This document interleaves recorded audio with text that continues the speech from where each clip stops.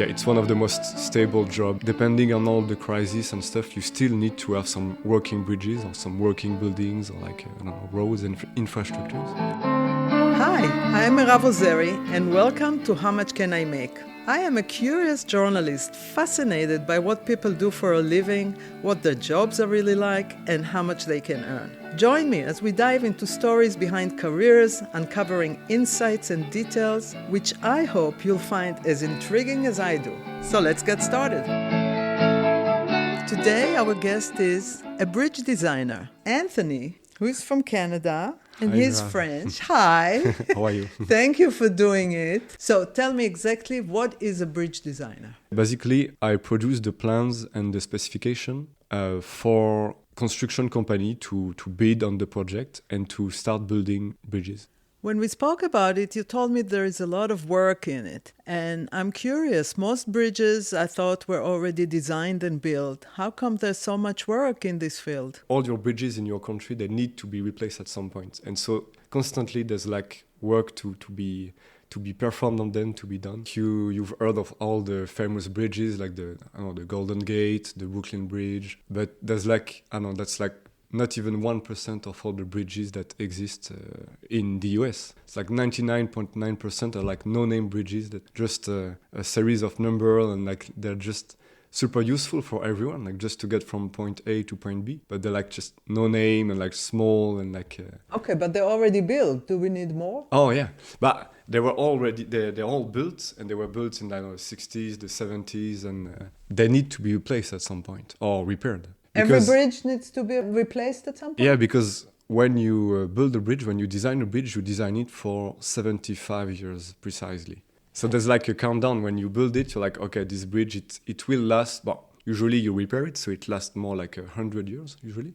Do they still design bridge to just last 75 years? Yeah. Why? That's our criteria. It's like a complex set of probability of failure and like cost effectiveness of building a bridge. So if you build a bridge for 200 years, it will cost so much money, nobody will build it. Yeah, it's one of the most stable jobs like you can have. Civil engineering in general is super stable.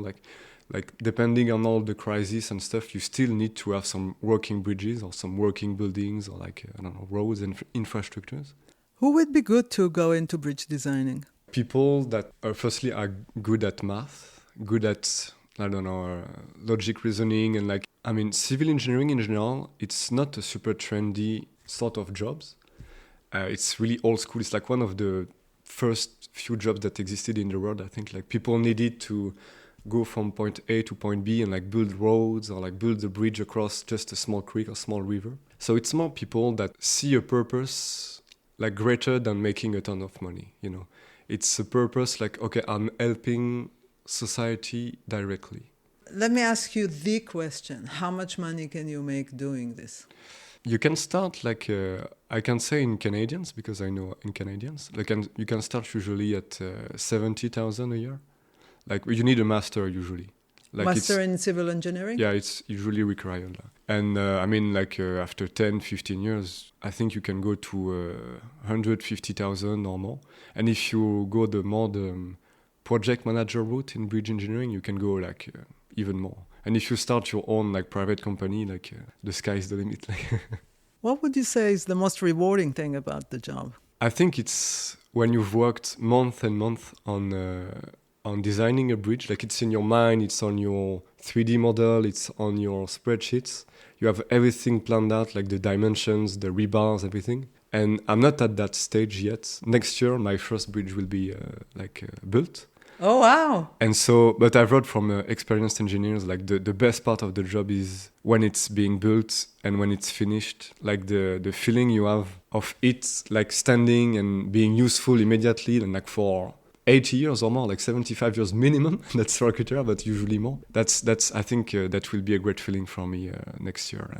Do you feel safe when you drive on bridges in America? Yeah, because I know like people back in the days, they over-designed it like a lot because they didn't know precisely how like the strength would behave or the bridge would behave. So they're like, oh, let's put like just 2 more inches of concrete there, or like more rebar there. So usually they they're pretty safe to drive on. So they say it's for 75 years, but it's really for 78 years. Well, yeah, or more.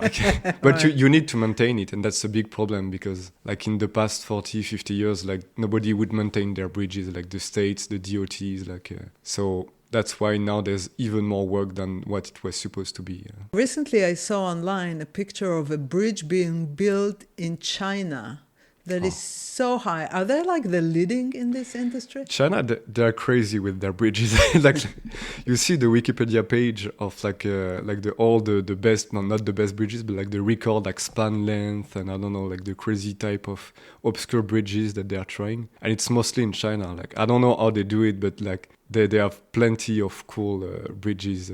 They do, like, they have super wide rivers there, so they have to get creative with their bridges. Is there any body of water or river that you would love to design a bridge for? I think there's two, but it captivates the mind of all bridge engineers, I think. Which are? It's a bridge between Spain and Morocco, like Gibraltar. Detroit. And the one that everyone wants to do, and like, they haven't made it yet. It's like a bridge between Russia and the US in Alaska. It's like the Bering Detroit. And like plenty of people have designed like possible bridges that could work, but there's no demand for it. Like, and it will cost so much money. Like, it's nonsense for now.